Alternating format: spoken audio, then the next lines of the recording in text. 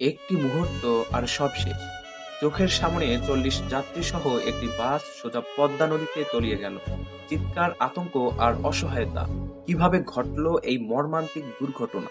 রাজবাড়ীর গোয়ালন্দ উপজেলার দৌলতদিয়া ফেরিঘাটে এক মর্মান্তিক দুর্ঘটনায় প্রায় ৪০ জন যাত্রী নিয়ে একটি বাস পদ্মা নদীতে পড়ে যায়।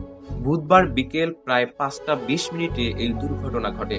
প্রত্যক্ষদর্শীদের মতে ঢাকাগামী সৌহার্দ্য পরিবহন নামের বাসটি ফেরিতে ওঠার জন্য অপেক্ষা করছিল। ঠিক সেই সময় হাসনাইনা নামের একটি ছোট ফেরি এসে জোরে পন্টুনে আঘাত করে। সেই ধাক্কায় বাসটি নিয়ন্ত্রণ হারিয়ে সরাসরি নদীতে পড়ে যায়। এখন পর্যন্ত ২৩ জনের মরদেহ উদ্ধার। নিহতদের মধ্যে ১৩ জন নারী, ৫ জন শিশু, ৫ জন পুরুষ। প্রথমে একজন নিখোঁজ থাকলেও পরে আর কেউ নিখোঁজ থাকার তথ্য পাওয়া যায়নি।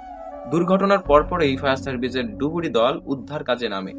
রাজবাড়ী, গোয়ালন্দ, আরিচা, ঢাকা ও ফরিদপুর থেকে মোট ৪টি ইউনিট অংশ নেয়। প্রায় ৬০ ফুট গভীর থেকে উদ্ধার করা হয় বাসটি। উদ্ধারকারী জাহাজ হামজা বাসটি পানির উপরে তোলে। দুর্ঘটনার প্রায় ৬ ঘন্টা পর রাত ১২:৩০টার দিকে বাসটি পানির উপরে তোলা সম্ভব হয়।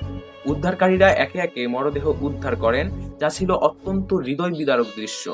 রাজবাড়ী জেলা প্রশাসক জানিয়েছে, অধিকাংশ মরদেহ শনাক্ত করা হয়েছে। ২২ জনের মরদেহ স্বজনদের কাছে হস্তান্তর করা হয়েছে। একজনের মরদেহ হাসপাতালে রাখা হয়েছে, স্বজনরা আসার অপেক্ষায়। এই মর্মান্তিক ঘটনার কারণ জানতে ইতোমধ্যে ২টি তদন্ত কমিটি গঠন করা হয়েছে। বৃহস্পতিবার সকালেও উদ্ধার অভিযান চলমান রয়েছে। ঘটনাস্থলে এখনো উৎসুক মানুষের ভিড় দেখা যাচ্ছে। একটি ভুল, একটি ধাক্কা, আর তাতেই হারিয়ে গেল বহু প্রাণ। দৌলতদিয়ার এই দুর্ঘটনা আবারও মনে করিয়ে দিল নদীপথে নিরাপত্তা কতটা জরুরি। প্রিয় দর্শক, এ পর্যন্ত সঙ্গে ছিলাম আমি sound Bangla news point YouTube channel থেকে।